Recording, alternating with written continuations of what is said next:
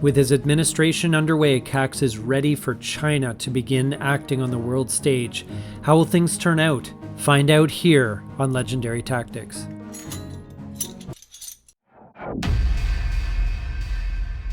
And now it is China's turn to act. Oh boy! This is always this is where the world goes topsy-turvy a little here. Yeah, a little bit.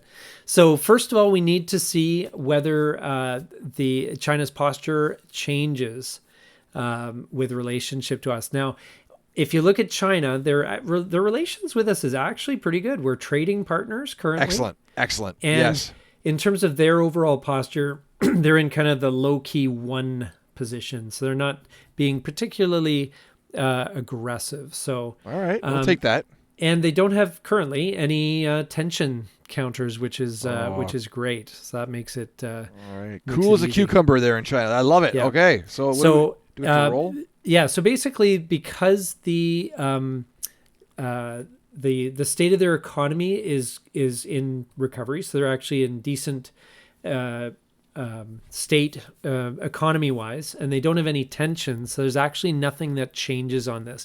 Now sometimes if their economy is in recession or stagnation, then they'll bump their posture up to be more aggressive because they're trying to get some trying to take people's minds off what's going on at home and stimulate, taking a bit of a more aggressive stance. Okay. So, so if because the tensions are 0, we can put a trending pro-US counter on the relations with the US track. So take one of the anti-US ones and flip it over. Pro-US, just drop it in the middle here? Just drop it right on here. Just right on top. Okay, perfect. They are loving us. Yes, beautiful. So that's good. So, without any tensions, it's very easy to get along. And is that China's turn? No, not at all. Oh, darn. No, not at all. So next, they're going to try and improve their strategic capabilities. All right. Now, this is where things could get a little dicey here. Yes. So they're at posture 1, so they're going to try twice. They're going to, first of all, they need a 1 to 4 on a 10-sided die to get a success. Okay. And they're going to start in areas where they trail by 2 or more boxes. So they are well behind in strategic recon and intel gathering. So we start there? So that is the first spot they are going to try. So 8. Bring the die over here if you could, so we can see the roll. All right. Okay. I'll believe your roll. So they was missed. an 8. It was an 8. So because they missed, they will actually try again. If they'd gotten it, then they would have tried somewhere else. But all right, trying again here, and the roll is they did get it that time. They did get it, so they boost their strategic recon.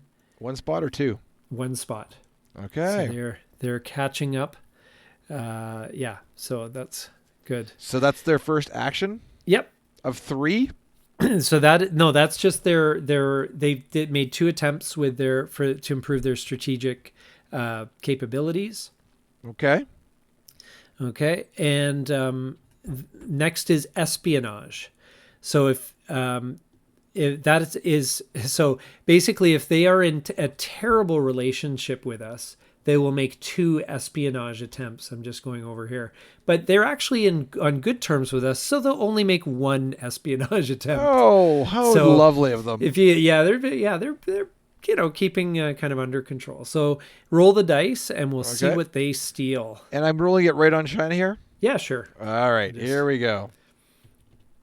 See what the espionage does. 7. 7. Higher is usually better for us. Yes. So they, I'm just checking the modifiers here. We have we're very close with, so it's +1 to the roll. So it's 8. So it's 8. So no effect. Oh, perfect. No espionage done. Perfect. We'll take that. That's good. All right. And next they're going to try to improve their economy. Why not? So they are going to roll a D10 for that. Let's bring in the shiny brass dice here. Yeah. Now they have, let's just check to see, they have influence in Asia Pacific, so that gives them -1, and in Central South Asia, so it gives them -1. They don't have any influence in the Middle East, but they do have one in Africa. So it's -3 to the roll, and it's -1 because -4 to the roll. -4 to the roll. Okay. Because they also have a great relationship with us. 10. So they get 6, no change. That was the only roll that would have blocked them. So now, yes, are we happy as the Americans to see that their economy is not booming? Yeah, like it's in general, it's good to see China do well, but not too well. So that's fine then. We're happy. We're okay with that. I'm We're at fine peace. with that. Yeah. All right. So now the Chinese get a number of actions equal to their state of the economy, which is 5 plus 1. 6 actions. So they get 6 actions. Okay. And we modify it with this, if there's a modifier at the bottom of here, but it's -0. So if they were friends and partners, they would do 1 less action. Okay. And if you rolled 9 or more on your earlier attempt to improve the Chinese economy, subtract 1 of the total number of actions. Oh. All right. So it actually ends up as 5. Okay. Right. So now what we do here, if you have a die, you can track it, the number of actions. So we have 5 showing on the dice, right? So that means that's how many actions they have left. Okay. So now we just go through the, the sort of the checklist, I guess you could say. So it's like a spreadsheet. No, it's just a list of actions. So you do the first one, and then once that one's done, then or you skip that one because it says you don't need to do it, then it will move on to the next one. So the first one is if there are 5 total terror group levels in Central South Asia, and there is not. There's 3. So we skip that one, and then they have to deal with internal issues.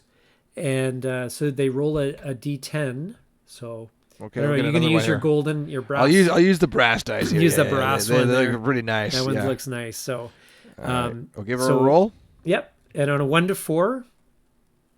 3. Okay. So 1 China action is used to address massive social and infrastructure costs like smog, environmental issues, internal security. So that just basically burns an action and doesn't affect the world, which is great. Okay, take it. Yeah. Okay.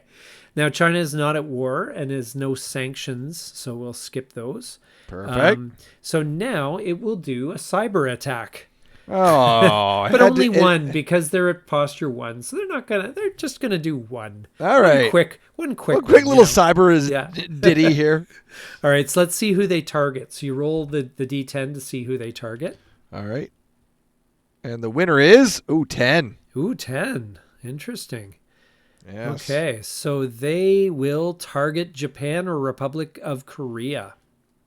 Oh boy. Okay. All right. So let's see which. So they're basically going to tell a whole bunch of lies about, do some disinformation or whatever, and try and ruin our relationship with Japan or South Korea. So we may need to. Do we have to roll again for this? So yes. So the Chinese. So we'll take a quick glance at see who's ahead in cybersecurity, and in cyber warfare, and China is ahead of us. Okay. They are better than us at the cyber stuff. So roll the die, and we'll see on a 1 to 3 they have a major success. On a 4 to 9 they have a minor success. Oh, major. Oh, that's a 1, is it? Yep. Oh, brutal. Okay. So they have a major success.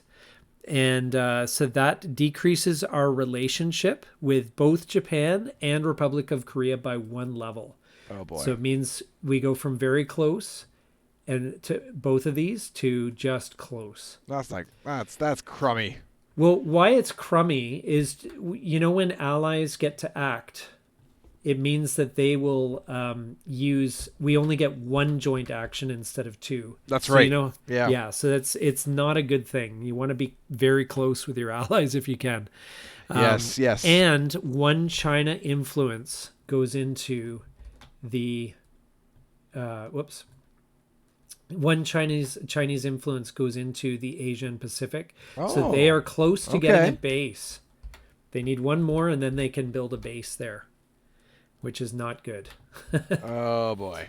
All right. So now we've only got 3 actions left, though. So so after they're a little cyber attacked, now they're going to do the One Belt, One Road. So this is a project that China's been working on for the last number of years, where they invest in infrastructure in order basically to partially increase their trade routes, but also to increase their influence and control. All right. All right. So the first thing we do is place a trending anti-US counter on the relationship with us. So because we had pro-US trending, it just gets taken off. Okay. Taken off. Okay.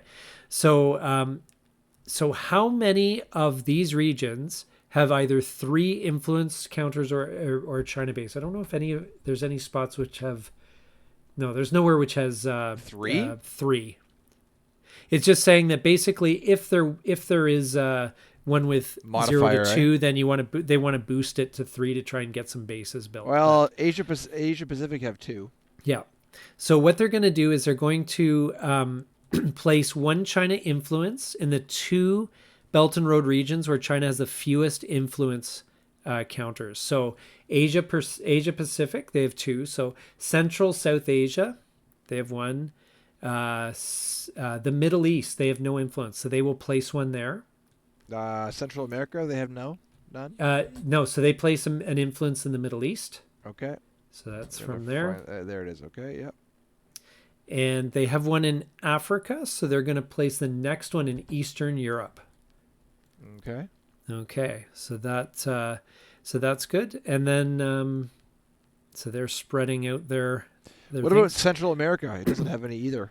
No, because it wasn't on the list. Oh, right. Okay. Yeah.